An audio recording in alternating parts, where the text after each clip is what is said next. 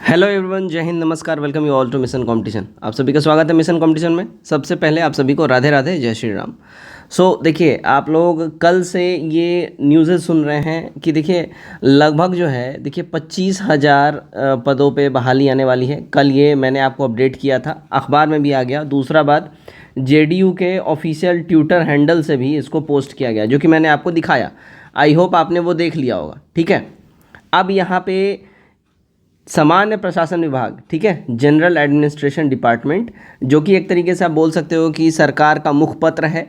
कोई भी official vacancy आनी हो, वैकेंसी के बारे में क्या क्या चीज़ें हो रही हैं करेंटली, क्या उसमें डेवलपमेंट है, सब कुछ इसी के माध्यम से क्लियर किया जाता है पब्लिक डोमेन में। ठीक है, तो यहाँ पे सामान्य प्रशासन विभाग भी एक्शन मोड में आ गया है, और एक्शन मोड में रीज़न भी है। देखिए, जो रिज़ल्ट था एक्सपेक्टेड, जैसा सरकार को रिज़ल्ट चाहिए था इसका इलेक्शन का, वैसा रिजल्ट सरकार को मिला नहीं। जीत मिली है, ऑल दो उनकी गवर्नमेंट बन गई है, बट स्ट्रांग वैसी गवर्नमेंट नहीं है, अलायंस की सरकार है। ठीक है, तो सरकार अपने गलतियों को सुधारना चाह रही है। सरकार ये बात समझ गई है कि स्टूडेंट इनसे रुष्ट हैं, और स्टूडेंटों का रुष्ट होने का पहला रीज़न है वैकेंसी ना आना, दूसरा रीज़न है टाइमली ना आना, तीसरा रीज़न है टाइमली एग्ज़ाम ना होना, चौथा रीज़न है पेपर लीक। तो ये कुछ ऐसे इंपॉर्टेंट बड़े बड़े मुद्दे हैं जिसके ऊपर अब गवर्नमेंट काम कर रही है। वैकेंसी में धड़ाधड़ आएगी। यूपी गवर्नमेंट ने अपडेट कर दिया है, यूपी में धड़ाधड़ वैकेंसी आने वाली हैं। बिहार गवर्नमेंट ने अपडेट कर दिया है, 1,000 से अधिक बीपीएससी में आपका पद दिया जा रहा है 70वीं के तहत, और साथ ही साथ CGL-4 अभी आने वाला है। अब जो है ग्रुप डी की भी बातें हो रही हैं। ये सारा जो एक तरीके से सिलसिलेवार तरीके से जो चीज़ें हो रही हैं, आप सबको याद होगा 4 जून को जो रिज़ल्ट आया इलेक्शन का, उसके बाद से ही सारी चीज़ें हो रही हैं। आज हो गया है 12 जून, यानी कि रिज़ल्ट आए हुए ऑलमोस्ट 7-8 डेज से ज़्यादा हो गया है। ठीक है, तो ये क्या न्यूज़ है, सबसे पहले मैं आपको वो दिखाता हूँ। लेकिन उससे पहले 22 मई को, आई होप आप लोगों को याद होगा, 22 मई को एक लेटर सर्कुलेशन में आया था, जो कि मैंने आपको दिखाया था। एक बार फिर से वो लेटर दिखाता हूँ, उसके बाद आज के ऑफिशियल न्यूज़ के ऊपर हम लोग चलेंगे। दोस्तों देखिए, ये जो है लेटर 22 मई को जो है ये सर्कुलेशन में आया था। लेटर का देखिएगा विषय क्या है। विषय है विभिन्न विभागों द्वारा अधियाचना प्रेषण के क्रम में उत्पन्न हो रही कठिनाइयों में निराकरण हेतु कार्यशाला आयोजित करने के संबंध में है। ठीक है ना। अब ये कार्यशाला के लिए बुलाया गया था, और 22 तारीख को लेटर निकाला गया था। कार्यशाला का आयोजन हुआ था 2 दिन, 30/5 को और 31/5 को, यानी कि 30 मई को और 31 मई को। मैंने आपको ऑलरेडी बता दिया था। देखिए, चूंकि जैसे जैसे दिन नज़दीक आ रहा था रिजल्ट का, मैंने आपको बता दिया था कि सरकार जो है प्रोएक्टिव हो रही है। ठीक है, प्रोएक्टिव मोड में गवर्नमेंट आ गई है, आपको भी प्रोएक्टिव मोड में आना पड़ेगा। तो गवर्नमेंट ने ये जो कार्यशाला किया है, इसमें क्या क्या बातें हुई, देखिए रोस्टर के संबंध में बातें हुई। आप लोगों को ऑलरेडी मालूम होगा, CGL-4 के लिए जो है रोस्टर बन के बिहार SSC तक पहुंचा दिया गया था। लेकिन अभी जो 75% जो रिजर्वेशन पॉलिसी आ गया है बिहार में, तो उस हिसाब से वो रोस्टर बना नहीं था। रोस्टर था ओल्ड रिजर्वेशन पॉलिसी के तहत। ठीक है, तो उसी को फिर सही करने के लिए, नया रिजर्वेशन पॉलिसी के तहत वो सब कुछ अपडेट करने के लिए वो रोस्टर को कर दिया गया बिहार SSC के तहत रिटर्न। ठीक है, अब उसी के संबंध में यहाँ पे लेटर लिखा जा रहा है कि भाई रोस्टर जो है, इसके क्लियरेंस के संबंध में आपका जो है क्या है, टोटल आपने कितना काम किया, नहीं किया, कहाँ पे अभी काम फंस रहा है, इसके निराकरण का शीघ्र अतिशीघ्र जो है कार्रवाई किया जाए। इसी के संबंध में ये बैठक बुलाई गई थी। बैठक कंप्लीट हो गया। बैठक के बाद अब सबसे जो इम्पॉर्टेंट और पहला कदम जो लिया गया गवर्नमेंट की तरफ से, उसके संबंध में सामान्य प्रशासन विभाग की ओर से एक लेटर जारी किया गया। अब वो लेटर में क्या है, चलिए वो भी हम दिखा देते हैं आपको। यहाँ पे देखिएगा ऑफिशियल लेटर हमारे सामने आ गया है। देखिए, सामान्य प्रशासन विभाग के द्वारा, ठीक है, प्रेषक देखिए मोहम्मद सिराजुद्दीन अंसारी, सरकार के अवर सचिव हैं ये। अब यहाँ पे देखिए टैग किस किस को किया गया है। टैग ऑलमोस्ट सारे डिपार्टमेंट को कर दिया गया है, सारे डिपार्टमेंट को।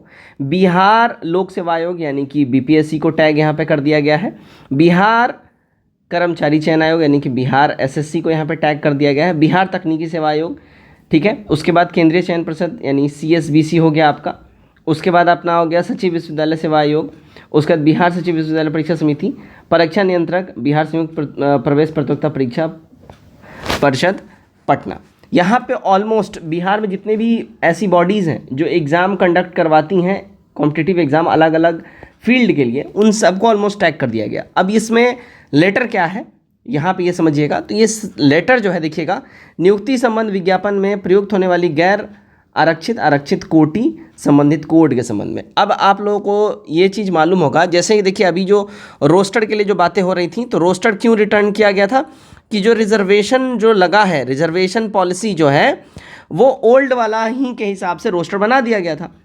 अब उस पर सुधार किया गया, और सुधार जो हुआ है, सबसे पहला सुधार जो यहाँ पे जो रिजर्वेशन कोड जो लगता है, जो एग्जामिनेशन में आप लोग डालते हैं, बीसी का कुछ और रहता है, एससी का कुछ और, एसटी का कुछ और, तो उस कोड के संबंध में अब इसको अपडेट किया गया है। ठीक है, चलिए इस लेटर को एक बार हम लोग पढ़ लेते हैं। लेटर में देखिए क्या बोल रहा है। निर्देशानुसार उपयुक्त विषय के संबंध में कहना है कि बिहार अधिनियम 19/2023 के प्रवृत्त होने के पूर्व तक विभिन्न अनुशंसीय आयोग द्वारा नियुक्ति हेतु निर्गत विज्ञापन में विभिन्न कोटियों के लिए निम्न कोड का प्रयोग किया जाता रहा है। ठीक है, कोड क्या क्या है देखिएगा। गैर आरक्षित यानी कि जो जनरल कैटेगरी होते थे, जो यूआर होते थे, उनके लिए 1 यूज़ किया जाता था। अनुसूचित जाति यानी एससी के लिए 2, अनुसूचित जनजाति एसटी के लिए 3, अत्यंत पिछड़ा वर्ग ईबीसी के लिए 4, पिछड़ा वर्ग यानी बीसी के लिए 5, पिछड़े वर्गों में महिलाओं डब्ल्यूबीसी के लिए 6 और आर्थिक रूप से कमजोर ईडब्ल्यूएस के लिए 7। ये कोड इस्तेमाल होता है। ठीक है, अब यहाँ पे इंपॉर्टेंट बातें यहाँ पे दी गई हैं, देख लीजिएगा।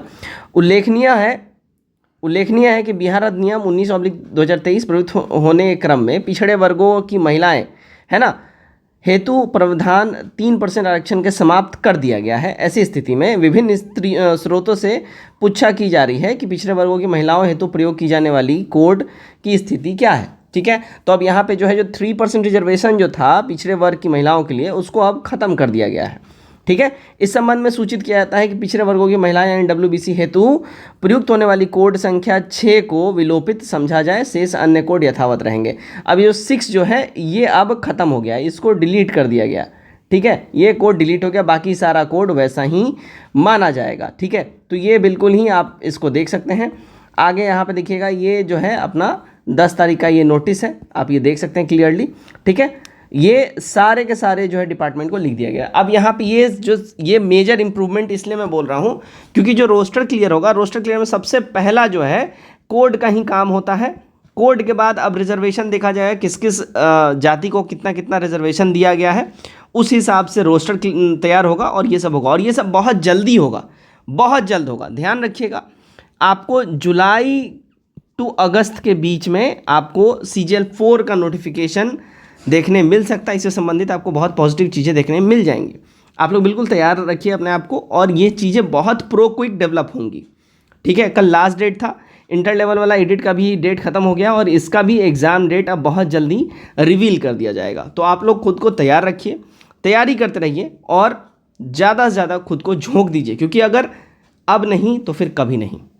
वीडियो अगर आपके काम का है, वीडियो को लाइक करिए। चैनल आपके काम का है, चैनल सब्सक्राइब करिए और वीडियो को अपने मित्रों में ज़रूर शेयर करिए। जय हिंद।